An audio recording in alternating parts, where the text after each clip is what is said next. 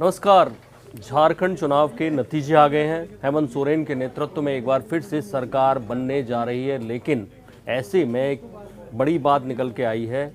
इस बार बीजेपी की इस हार के मायने क्या हैं? क्या तबरेज अंसारी फैक्टर काम कर गया है? आप तबरेज अंसारी को भूले नहीं होंगे, कैसे मॉब लिंचिंग में उसकी हत्या कर दी गई थी। ऐसे में पूरे देश भर में जिस तरह से मुस्लिम आक्रोश में भर उठे थे, शहर शहर प्रदर्शन हुए थे, कई जगह वो प्रदर्शन हद पार कर गए थे, लेकिन झारखंड से उसका क्या ताल्लुक़ है? खरसावा विधानसभा सीट थी, वहाँ से ताल्लुक़ रखता था तबरेज अंसारी। और ऐसे में हम आपको थोड़ा सा मुस्लिम वोटर क्या कहता है, कैसे वो एकजुट हुआ, कितनी परसेंटेज है उसकी, किन किन सीटों पर, किन किन जिलों में कैसे ये रणनीति अपनाई गई, कैसे बीजेपी को मात दी गई, उसकी चर्चा हम करेंगे। दरअसल 14.53%, मोटा मोटे तौर पे 15% मुसलमान है वहाँ पर। 53-54 लाख मुसलमान है झारखंड में। और मैं आपको बता दूं, उसके बावजूद आज तक वहाँ से केवल एक सांसद चुना गया है, वो भी लोकसभा से 2004 में चुने गए थे फुरकान अंसारी कांग्रेस से। हालांकि 6 बार उन्हें टिकट दी गई, वो केवल एक बार जीत के आ पाए। और ऐसे में राज्यसभा से कभी कोई नहीं चुना गया। 2014 में कोई भी सांसद नहीं था, चुनकर नहीं आ पाया। 2019 में किसी भी पार्टी ने किसी मुस्लिम को लोकसभा में सीट ही नहीं दी, टिकट ही नहीं दी। पूछा भी गया महागठबंधन से बाकायदा मुस्लिमों ने मांग की थी कि 2 सीट मुसलमानों को दी जाए वहाँ पर, कम से कम उनके आबादी के अनुपात के हिसाब से। लेकिन महागठबंधन ने ये कह दिया कि हम राज्यसभा से मुसलमान को भेजेंगे। लेकिन जिस तरह से तबरेज अंसारी फैक्टर ने काम किया, अचानक से वहाँ मुस्लिम गोलबंद होना शुरू किया। कुल मिला के 9 विधानसभा सीटें और 3 जिले ऐसे हैं जहाँ पर मुस्लिम फैक्टर काम करता है। 30% से ज़्यादा मुस्लिम आबादी है। लेकिन उन 9 सीटों में से पिछली बार 2014 के चुनाव में बीजेपी 6 सीटों पर जीती थी और 3 पर कांग्रेस जीती थी। इस बार मामला उलट गया है। इस बार बीजेपी केवल 3 सीटों से जीती है। पिछली बार जहां केवल 2 विधायक चुन के आए थे मुस्लिम, आलमगीर आलम और इरफान, लेकिन इस बार 3, ये दोनों तो चुन के आई हैं, एक जीएमएम के और चुनकर आए हैं। यानी ये तय किया गया कि मुस्लिम सीटें बढ़ा दी जाएं, मुस्लिम्स को ज़्यादा सीट दी जाए या टिकट दी जाए, उससे कोई फ़र्क पड़ने वाला नहीं है, नुकसान हो सकता है। तो जितनी भी मुस्लिम नेता थे, इवन जो उन्हें बाहर से सपोर्ट कर रहे हैं, वो झारखंड में एक मैसेज देना चाहते थे बीजेपी गवर्नमेंट को। और बाहर से सपोर्ट करने वाले तमाम लोग हैं। आपको ध्यान होगा जो अमानुल्लाह खान हैं, आपके मंत्री, उन्होंने खुद अंसारी की बीवी को चेक दिया था, उस वक्त सपोर्ट दिया था। तमाम सारे और मुस्लिम संगठन हैं जो सपोर्ट कर रहे थे। झारखंड चुनाव में भी वो नहीं चाहते थे बीजेपी आ जाए। तो हम बात करेंगे उन 9 सीटों की जहां से अभी 3 मुस्लिम विधायक चुन के भी आए हैं। पाकुड़ और साहिबगंज जिले में मुसलमान आबादी 30% है। देवघर, जामताड़ा, लोहरदगा और गिरिडीह जिलों में औसत 20% से अधिक है। बाकी जिलों में थोड़ी सी कम है। लेकिन जो 9 विधानसभा जिनकी हम बात कर रहे थे, उनके बारे में मैं आपको बता दूं वो कौन कौन सी विधानसभा हैं।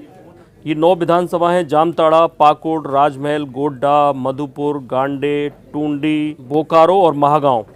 इनमें से 6 सीटें बीजेपी के पास थी 2014 में और 3 सीटें कांग्रेस के पास थी। लेकिन इस बार जो 3 विधायक चुन के आए हैं, जामताड़ा से इरफान अंसारी, पहले भी विधायक थे, कांग्रेस से चुनकर आए हैं। मधुपुर से नई चुनकर आए हैं हाजी हुसैन अंसारी, झारखंड मुक्ति मोर्चा के विधायक से चुने गए, झारखंड मुक्ति मोर्चा से। पकुड़ से आलमगीर आलम थे, पहले भी विधायक थे। इनके लिए ख़ास तौर पे प्रियंका गांधी वहाँ पर केवल एक रैली करने गई थी, वो आलमगीर आलम के लिए गई थी।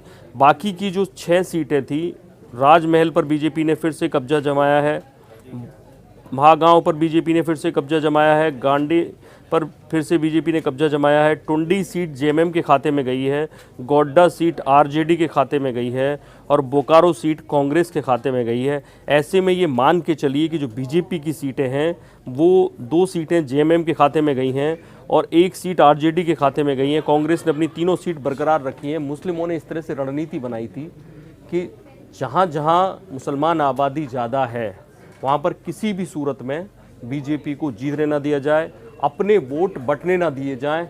इसलिए ओवैसी की पार्टी को भी उन्होंने दरकिनार किया। 1% से भी कम वोट ओवैसी की पार्टी को पूरे झारखंड में मिला है। कुल 75,000 वोट ओवैसी की पार्टी के खाते में करीबन आए हैं। ऐसे में उन्होंने एकदम टारगेट करके और बिना शोर शराबे के जिस तरह से उन्होंने एंटी बीजेपी वोट किया, चाहे आरजेडी को जिताओ, चाहे आजसू को जिताओ, चाहे झारखंड विकास मोर्चा को जिताएं, चाहे आरजेडी को, और चाहे कांग्रेस को, चाहे जेएमएम को, लेकिन उन्होंने बीजेपी को हराने के लिए जिस तरह से रणनीति के साथ वोटिंग की है वो इस चुनाव में देखने को मिली है। मैं आपको बता दूं कि 2016 से 2019 तक मॉब लिंचिंग में 18 झारखंड के लोग मारे गए, जिनमें से 12 मुसलमान हैं। इसी के चलते मॉब लिंचिंग वहाँ पर एक बड़ा मुद्दा बन गया था, लोकल मुद्दा बन गया था, जिसको शायद बीजेपी समझ नहीं पाई। और कांग्रेस ने अपने घोषणा पत्र में साफ लिखा था हम मॉब लिंचिंग के खिलाफ कानून बनाएंगे। और ये एक बड़ी वजह थी कि मुस्लिमों ने जिस तरह से बाकी पार्टियों से टक्के केवल एंटी बीजेपी वोट दिया है। और ऐसे में मुस्लिमों ने यहाँ ये जिद नहीं की कि हमें टिकटें दी जाएं, हमें सीटें दी जाएं। उनकी एक ही जिद थी, किसी भी तरह से बीजेपी की सरकार को एक झटका दिया जाए। और ये मैं आपको बता दूं, जिन 9 विधानसभा सीटों की बात कर रहे थे इसमें से केवल 3 बीजेपी के पास रह गई हैं। बाकी जगह भी जो मुस्लिम वोट बढ़ जाता था और बीजेपी के खाते में भी जाता था। अभी आपको जब ये आंकड़े निकल के आएंगे तब मैं आपको बताऊंगा कि बीजेपी के खाते में गया हुआ मुस्लिम वोट जो पिछली बार जाता था और इस बार गया है, उसमें कितना अंतर, बड़ा अंतर आया है। ऐसे में मुस्लिमों ने जो तबरेज अंसारी के लिए जो प्रदर्शन किया था वो शायद ये कामयाब होता दिख रहा है। जिस तरह से रणनीति बनाकर उन्होंने बीजेपी को हटाने के लिए इस बार वोट दिया है वो साफ तौर पे दिखता है। ये अलग बात है कि रघुवर दास की कमियां निकाली जाएंगी, लेकिन ये फैक्टर, तबरेज अंसारी फैक्टर को आप नज़रअंदाज नहीं कर सकते। बीजेपी को इस राज्य में धूल चटा दी गई है। बाकी बड़ी खबरों के लिए देखते रहिए इंडिया न्यूज़। सब्सक्राइब करें इन खबर। थैंक यू, नमस्कार।